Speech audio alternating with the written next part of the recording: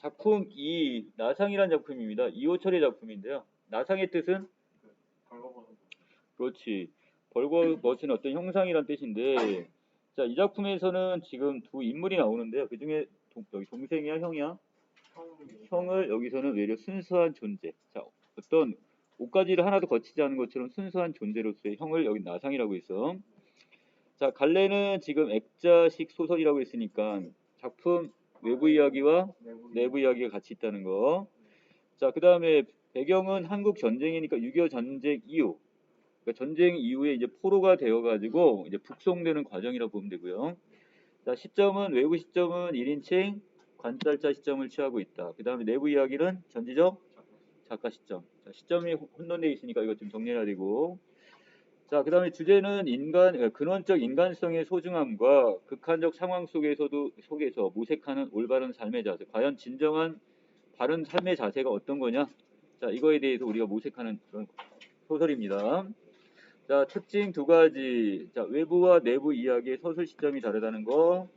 자, 그 다음에 또 여기 과거와 현재가 교차되어서 그 다음에 주제를 확장시키고 있다는 거.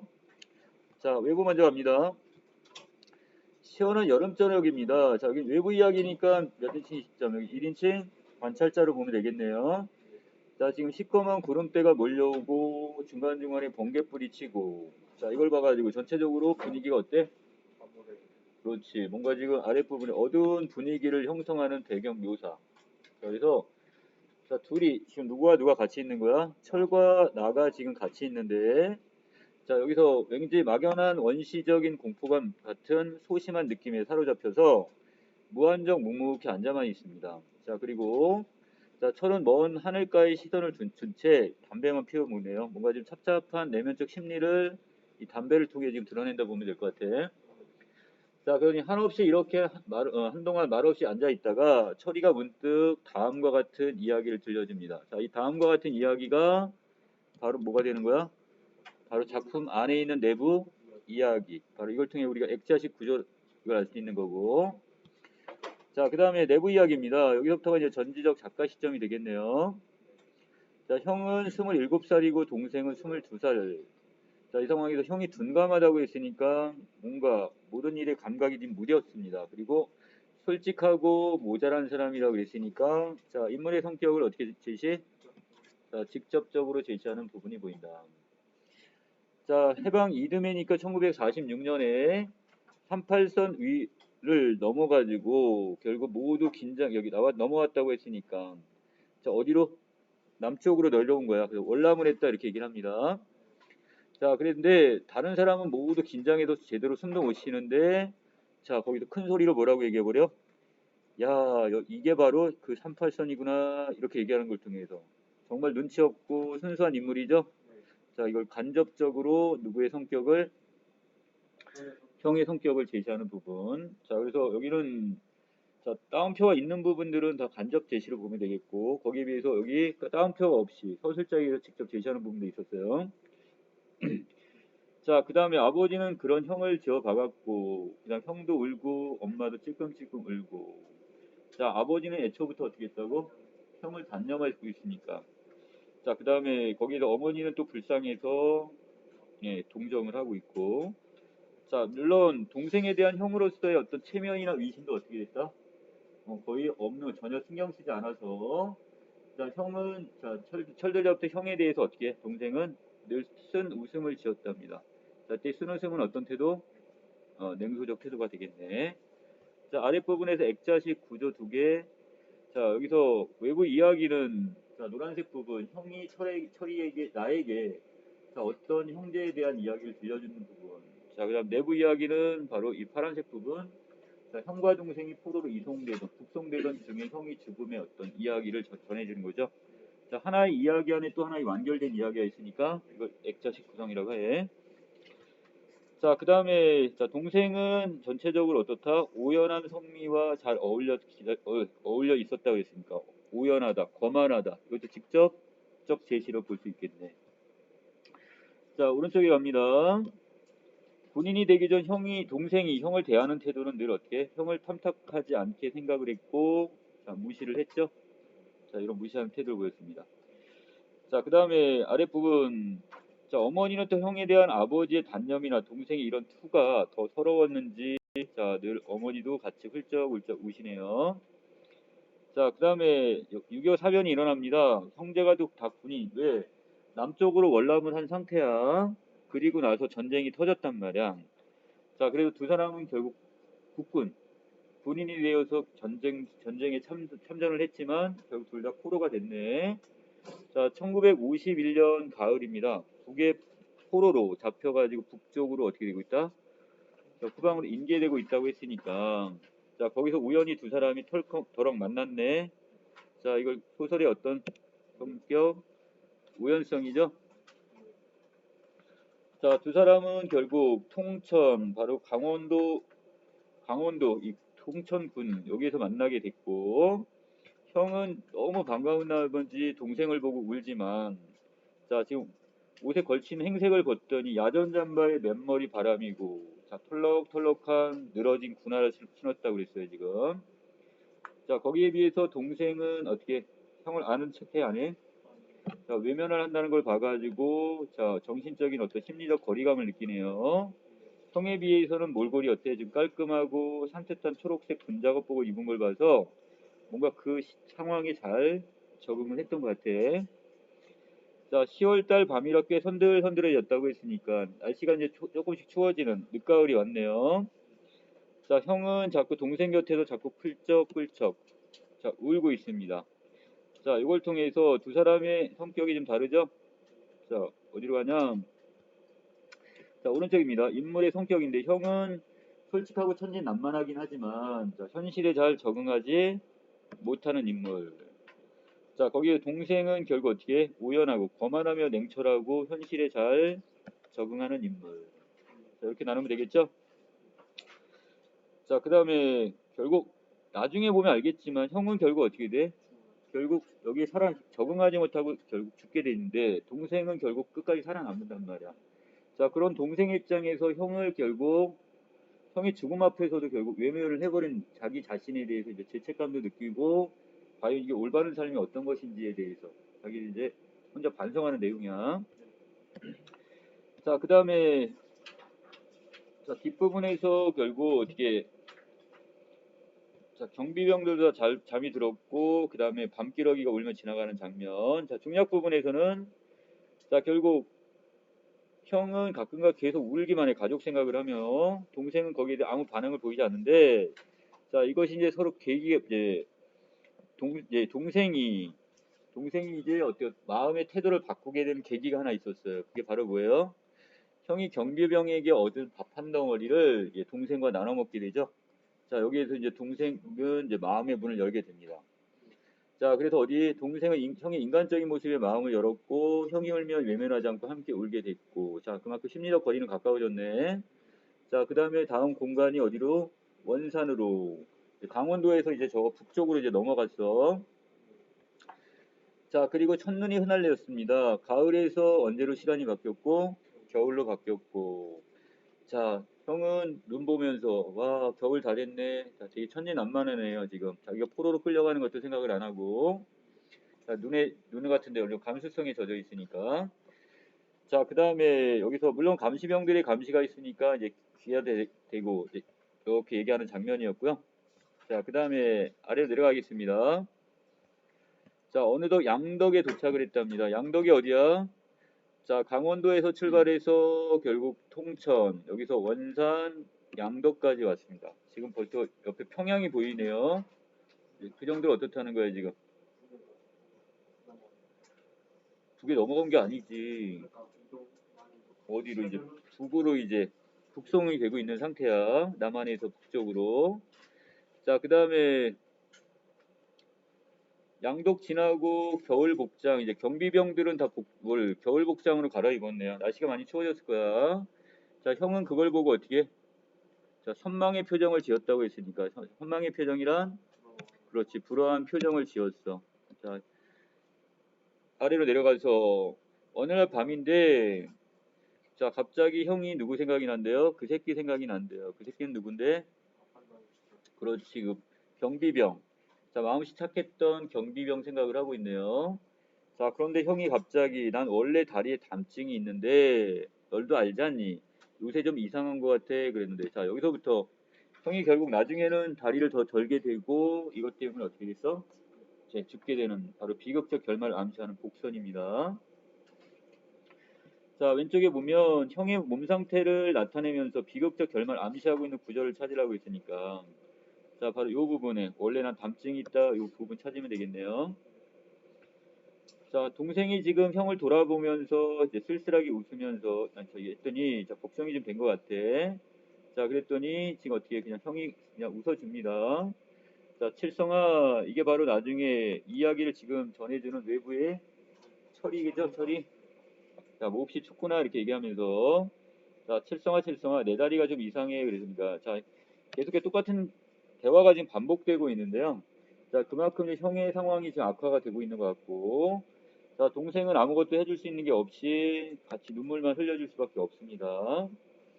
자, 그 다음에 뒷부분에서 형의 걸음걸이는 점점 눈에 띄게 절름거리고 있고 혼자 소리도 풀이 없습니다. 기운이 없네요. 자, 그 다음에 일부러 어떻게 자, 경비병들 같은 경우 이렇게 흘끔 눈치를 봐요. 혹시라도 이것 때문에 자기가 잘못되지 않을까 이것 때문에 자, 넘기고 그날 밤 형은 동생을 향해 쓸쓸하게 웃기만 합니다. 칠성아, 너 집에 가거든 말이다. 집에 가거든. 자, 이것은 자기는 아무래도 갈 수 없다는 조금은 어떻게 되는 거야? 자기 자신에 대한 어떤 지금 좀 부정적인 어떤 결과를 예상을 하고 있는 거죠.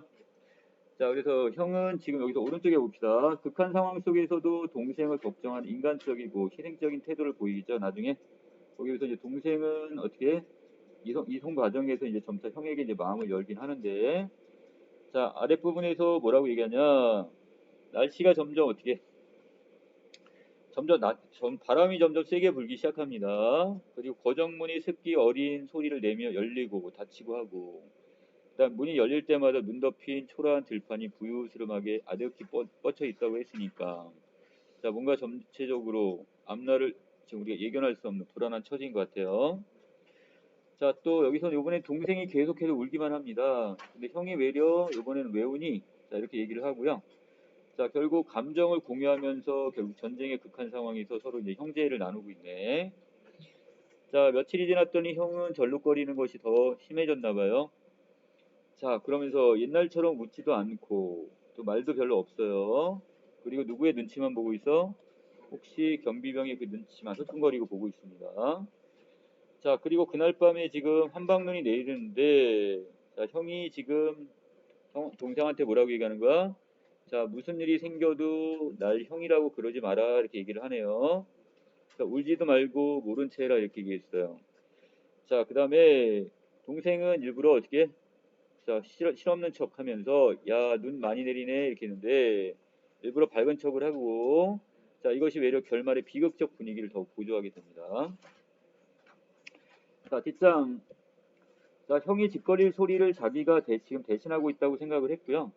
자, 그리고 동생은 자, 이런 형이 지금 어떻게 내려 안타까워가지고 지금 계속 울고 있죠. 자, 그리고 뒷부분에 형아 정신 차려 차려 이랬고 이튿날 한낮이 되었는데 자, 갑자기 형이 동생의 허벅다리를 어떻게 하고 있어? 푹 찔렀습니다. 자, 신호를 보내고 있는 거죠. 자, 이때 신호란 그렇지. 자신 아는 체 하지 말라 이건데 자, 형의 쟁거림을 주의 깊게 보던 누가 한 사람은 누구야? 예, 경비병이죠. 자, 가져가서 따발총으로 바로 그냥 쏴버립니다. 자, 이걸 통해 형은 바로 그 자리에 고꾸라져가지고 어떻게 고꾸라져서 자, 비참한 최후를 맞이했네요 지금. 자, 그리고 그 사람은 총을 어깨에 둘러매더니 며칠을 더 살겠다고 뻐득대기는 뻐득대기. 자, 결국 한 사람의 목숨은 어떻게 아주 하찮게 지금 보는 이 경비병의 이 태도를 통해서 자, 인간성의 어떤 상실 내지는 전쟁의 비극성, 폭력성이 더 부각되겠네요. 자, 그 왼쪽에 있는 내용과 연결될 겁니다. 자, 형이 지금 허벅다리를 콕 찌른 이유는 동생이 혹시 불이익을 당하지 않을까에 대한 걱정이겠고요. 그래서 자신을 자, 모른 척 하라고 신호를 준 거. 자, 그 다음에 형의 죽음에 담긴 의미는 결국 뭐가 된다? 자, 전쟁의 폭력성과 인간성 상실 이걸 볼 수 있습니다. 자, 여기까지가 내부 이야기였다면, 자, 외부 이야기로 다시 들어봅니다. 자, 철의 얘기란 대강 이런 내용이었는데, 여기서 여름 날씨란 변덕도 심해. 아까 이 이야기를 하기 전까지만 해도 날씨가 어땠어요? 많이 흐렸죠? 안 좋았는데, 자, 그런데 지금 갑자기 깨끗이 어느새 씻은 듯 없어졌고, 온 하늘에는 별들만 새파랗게 깔려 있어. 날씨가 맑아졌네. 초1의 달이, 자, 지금 한복판에 허전히 걸려 있고, 바람은 싱싱 더욱 세차게 붑니다. 자, 그리고 땅 위에는 지금 차단한 정적이 흐르고 있네요. 자, 뒷부분입니다. 자, 철은 나에게 형제 중에서 누가 더 둔감했다고 보는지 이렇게 얘기를 합니다.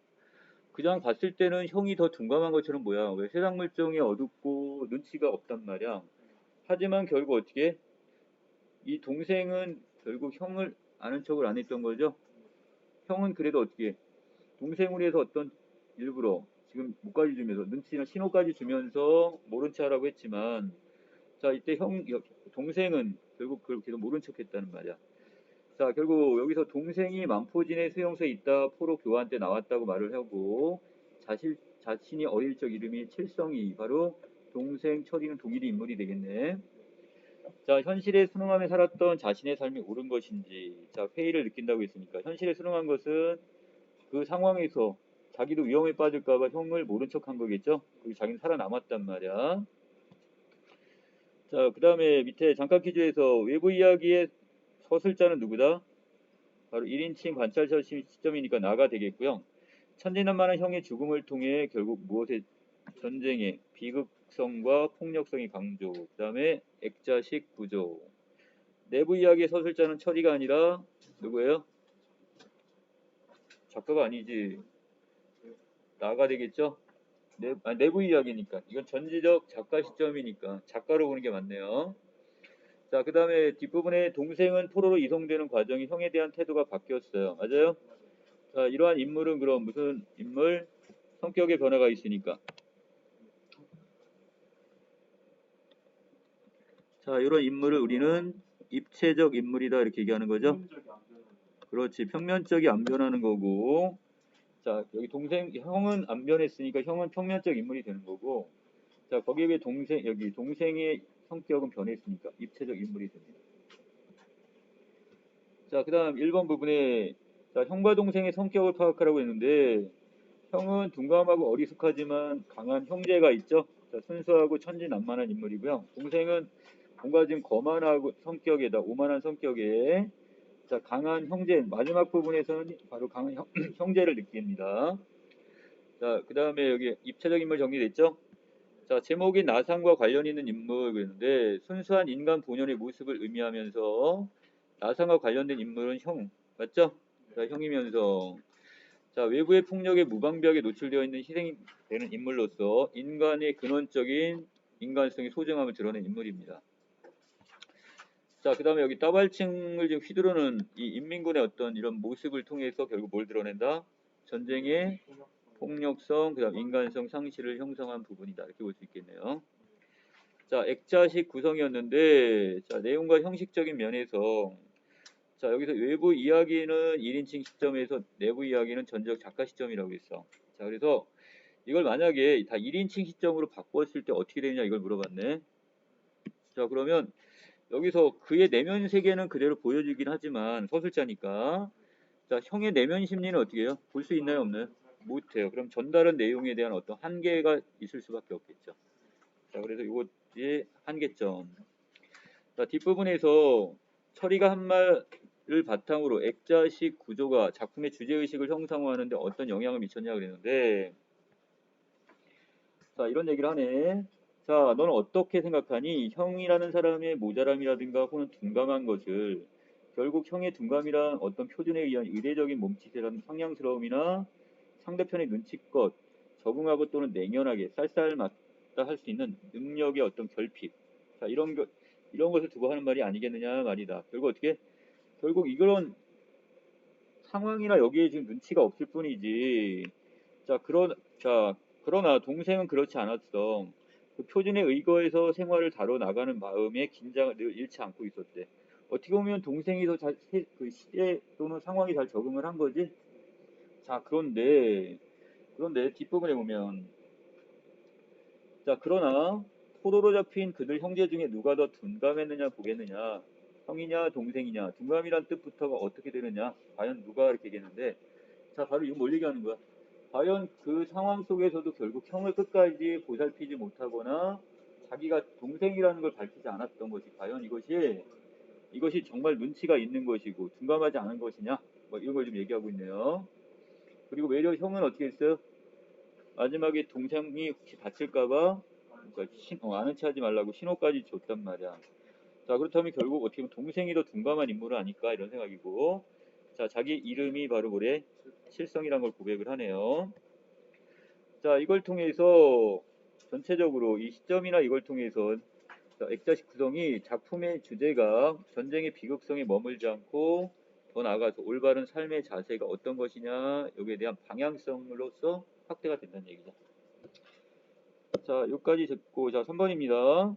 자, 소설과 시나리오의 형식에 따라서 인물의 심리와 태도를 형성한 방식이 어떻게 다르냐 그랬는데, 자, 소설 속에서는 서술자가 나오죠. 자, 서술자의 말이나 인물의 행동을 통해서 인물의 심리를 드러낸다면, 자, 시나리오인 경우는 자, 그 인물의 말과 행동을 통해서 직접적 장면을 통해 드러내게 됩니다. 자, 마지막 마무리. 자, 나상에는 자, 여기서 한국 전쟁 중 북한군의 포로가 되어 우연히 만난 형제가 전방으로 이송되는 과정이 잘 드러나 있고요. 자, 이 중에 이걸 통해서 천진난만한 형이 결국 희생되는 걸 통해서 전쟁의 폭력성을 비판하는 부분입니다. 자, 그 다음에 외부 이야기의 서술자인 내가 철이라는 인물로부터 한 형제의 이야기를 듣는 형식을 취하고 있어요. 그래서 이걸 통해 자, 두 인물의 성격이 대비가 되네.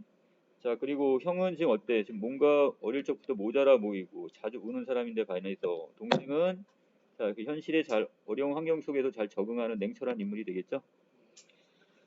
자, 그리고 이 상황에서 그런 두 사람은 되게 좀 서먹한 관계였지만 나중에 이제 포로로 끌려가면서 형의 인간적이고 희생적인 태도에 대해서 마음을 열게 되는 거죠. 자, 마지막 부분에서는 결국 형이 어떻게 돼? 경비병의 총에 맞아서 결국 죽게 되죠. 자, 그래서 이걸 통해서 자, 바로 철의 어떤 이런 이야기, 이것은 바로 동생이면서 칠성이 바로 같이라는 사실이라는 게 밝혀지게 되네요. 자, 제목에서 나상은 벌거벗은 모습이란 뜻으로 자, 형으로 상징되는 바로 어떤 거 순수한 인간 본연의 상태. 자, 이걸 나상이다 이렇게 좀 보고 있습니다.